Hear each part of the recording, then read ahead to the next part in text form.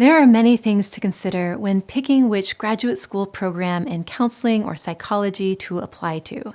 In this video, I'll just give my personal thoughts and reflections on what to think about when selecting a school, with a particular focus on people who want to become therapists, because becoming a therapist is what this series is all about. So let's dive in. So you're looking to become a therapist. That's wonderful. So let's talk about what to look for in a graduate program. But before I dive in, let me quickly say what inspired me to make this video. I went for my PhD in psychology over 20 years ago. However, I've stayed somewhat up on the graduate school journey through helping start what is now one of the largest postdoctoral training programs. Through that program, I had the chance to supervise many students who had just gotten their PhDs. From my students, I really learned that graduate school can take its toll. At first, I expected these new therapists to come to me kind of triumphant, just having gotten their PhD, but instead they usually came to me simply tired and stressed and really insecure in their skills. What they needed more than anything was just a chance to recover and regain some confidence. Why do I say that? Well, graduate school is hard. Now, there's nothing wrong with school being hard when it's the kind of hard that is empowering. In other words, where every bit of hard work pays off in terms of real practical learning and growth. But often graduate school can be a kind of hard that is not so empowering, where it's filled with these different hoops and unnecessary stressors or tasks, ones not necessarily linked to actual skill development. So if you're looking for a grad school program and you want it to be the kind of hard that is empowering rather than demoralizing, what might you look for? Well, let me break it down into two considerations. One, the type of training provided, and two, the overall culture and whether it is one of respect and support. So let's go to the first, the type of training that is done. There's lots to say here, but let me highlight a few areas. One, different programs, particularly PhD programs, often lean toward teaching a particular model, whether that be CBT or psychodynamic work, maybe a solution-focused approach. So if you're thinking about becoming a therapist, it's never too early to learn about the 5 or 6 main umbrella categories in terms of types of therapy out there so that you can see if one particularly resonates. You can always shift gears later on because, as I mentioned in a previous video, most in-depth training happens after you graduate anyway. But if you know you're more interested in doing depth work, then you probably don't want to pick a program with a CBT focus or vice versa. In a later video, I will be describing some of the major models in case that's helpful. So what else might you consider when it comes to training? Well, how the program approaches teaching. In other words, is most of the training simply listening to lectures, or are there actual opportunities to practice skills? Now, every program believes they give students a chance to practice because they have them work with real clients during what is even called practicums. But seeing clients does not count as practice, at least not according to the huge body of research in the area of skill development. According to the science, seeing clients would be categorized not as practice, but as performance. In order for something to be considered practice, it needs to be focused on one skill at a time. And when you're actually seeing a client, you're having to use a dozen or more skills at once in real time without a chance to slow down and focus on any one skill long enough to improve upon it. The research on expertise is clear. Performance, where you're doing the whole thing at once, does not lead to improvement in one's abilities. That's why therapists, on average, don't improve in their outcomes with more years of experience. The truth is, having the chance to see more clients, gain clinical experience, does not make us better therapists. What does? Something called deliberate practice. Now, I have a whole video on the importance of shifting our psychotherapy training toward a more deliberate practice approach, where there's a real emphasis on core skills that can be clearly defined and then slowly incorporated into slow, focused practice, where you get feedback and try again. That's a powerful way to learn, and if you're curious to hear more about how it can be applied to psychotherapy training, I'd encourage you to watch that video. But what I'd like to highlight in this video is that the push to incorporate deliberate practice into how we train therapists is not a fringe movement. It is being researched all over the world. APA, our main governing body, seems very much behind it. They've helped get dozens of books on this topic published. Why so many? Because they are trying to cover how to use deliberate practice in the relation to every major model of therapy. Many of these efforts are being spearheaded by Tony Romanier, who's the incoming president of APA Division 29, which focuses on the advancement of our field, and Alexander Vosch, who is a renowned researcher. They are teaming up to provide as many free, open-source resources as possible to help grad programs make the shift toward a more deliberate practice approach. So I'm hoping that more and more programs will begin following their lead, using these resources and offering deliberate practice. Now, as of 2024, the only program I know that is strongly based on deliberate practice is Centio University in California, which just might be offering the best graduate training in therapy that has ever been offered.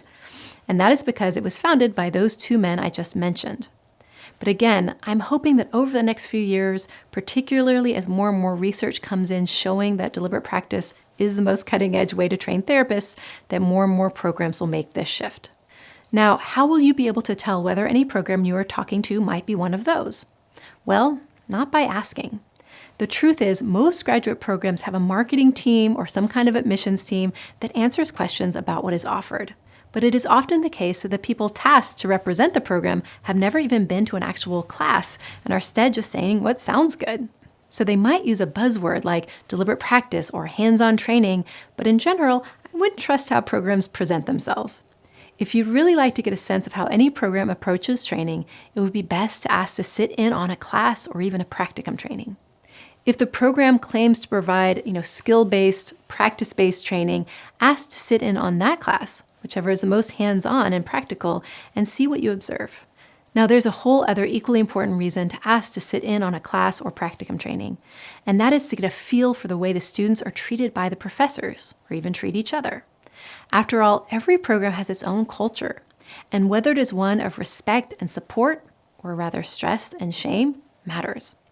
In fact, how a program will feel emotionally is probably the most important thing to consider. Particularly if you are someone from a traditionally marginalized group, but really for anyone, it is important to find the most emotionally mature program that you can. None are perfect, but see if you can find one that seems a little bit better. After all, it is so much more difficult to learn when our brain is under stress or threat. So finding a program that has a solid, supportive learning environment is key. I really can't stress this enough. If I'm truly being honest, I would say that the most important thing is to make it through grad school emotionally intact. So I would prioritize the culture and whether people are kind and supportive way more than I would any school's reputation as being more competitive. There's no reason to go to a more competitive program unless you're aiming for a career in academia. As I mentioned in the last video, you're going to get your best training after you graduate anyway, because once you have your degree, you can just sign up to train with some of the best therapists in the world. In some ways, graduate school is kind of a hoop to get through, at least if you know you are someone who will have the passion to continue training after you graduate. If that's you, then you might as well aim to make the process of getting a degree as seamless and painless as possible. Okay, so beyond sitting in on a class, how else might you assess a program? Well, you could ask a current or a recent student to talk to you about their experience. I will say, however, if that student is provided to you by the school, well, they probably were picked selectively because they would give a positive report. That being said, if you can find a student in some other way that might be willing to consult with you, maybe through a connection you have, then getting their thoughts could be super enlightening. Again, the main question to ask that person would be around how supported they feel by the faculty. In addition, you might even ask the student if they're not only supported to grow academically, but are also supported to grow as a person. Now, beyond those general considerations, there is one particular question that is really important, and this one could go directly to the admissions team, and that is this: does the program have a guaranteed practicum? Remember earlier when I said that every bit of work and stress should be directed toward learning rather than needless hoops? Well, if you as a student are asked to figure out how to secure your own practicum opportunities, in other words, placements where you can actually work seeing real clients, that definitely counts as unnecessary stress. So a golden question to ask: does the program guarantee practicum placements, or are students expected to set them up on their own? Now, there are many other considerations when it comes to picking a program, including its price, location, whether it offers financial aid or scholarships, whether it's online or in person or hybrid, whether it moves students through as a cohort, or whether you can kind of go at your own pace. And those kinds of considerations will really come down to your unique needs or preferences. I do think it's probably important to pick an accredited program, or at least think carefully about that choice. Some people accidentally go to a program without realizing it's not accredited, and then really wish they'd known to check on this piece. In most states, you can go on to get your license even if you went to a non-accredited school, but in many you can't, and the rules are always changing. I helped start one of the largest therapy centers in Texas, and we get many applications to work for us. And I will say, one of the things we learned to look for was whether the therapist went to an accredited program. So if you want to set yourself up for a good job, it's just safer to go to an accredited program, and that is something really easy to research. I'll place below where you can go to look up whether a school is accredited either by APA for doctoral programs or CACREP for master's programs. If you decide to go the doctoral route, there's also a great book called Insider's Guide to Graduate Programs in Clinical and Counseling Psychology. This book is a must-have because in one place you can find every school's main stats, their attrition scores, their average GPA, and test scores so you can estimate your chance of getting in, the percent of students who get placed in an internship, which is really important to know. But again, that book is just if you want to become a psychologist, and go the doctoral route. I will say the book Getting In, a step-by-step plan for gaining admissions to graduate school in psychology, is helpful for breaking down the application process and applies to all types of degrees. Early in this video, I mentioned that it might be wise to learn about the 5 or 6 major umbrellas of therapy before becoming a therapist. To help you along with that, I recorded the next 2 videos. In the first one, we will cover the 3 main traditional therapy branches, and in the second, we will cover some new movements within our field. So please stay tuned. But before we move on, I'd just like to wish you the best on your journey toward becoming a therapist. Thank you so much for watching. If you are liking my content, I would so appreciate it if you're willing to like or subscribe to my channel. Thank you so much.